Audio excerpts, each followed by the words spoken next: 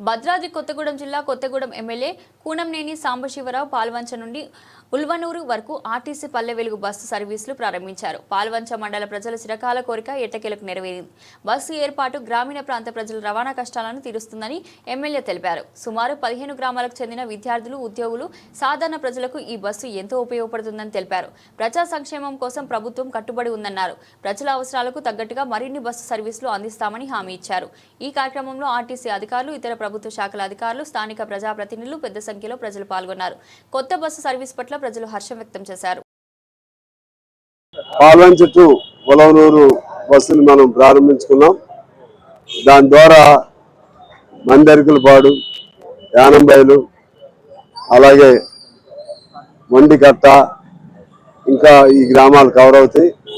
దాంతోపాటు రేగులగూడెం, చంద్రాలగూడెం కూడా కవర్ చేయడానికి ఆర్టీసీ వారు మాట ఇచ్చారు. అటు కూడా కవర్ చేద్దామని ఇవన్నీ చూసుకుంటూ మళ్ళీ తిరిగి కొత్తగూడెం వెళుతుంది. ఇప్పుడు ప్రారంభమైంది పాల్వంచలో.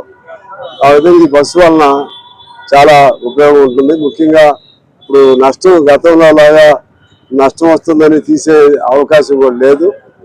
కారణం ఇప్పుడు మహిళలకి ఉచిత బస్ సర్వీసు సౌకర్యం ఉండబట్టి అది గవర్నమెంటే భరించుకుంటుంది. కాబట్టి ఈ బస్సు గ్యారంటీగా నడుస్తుందని విశ్వాసం నాకుంది.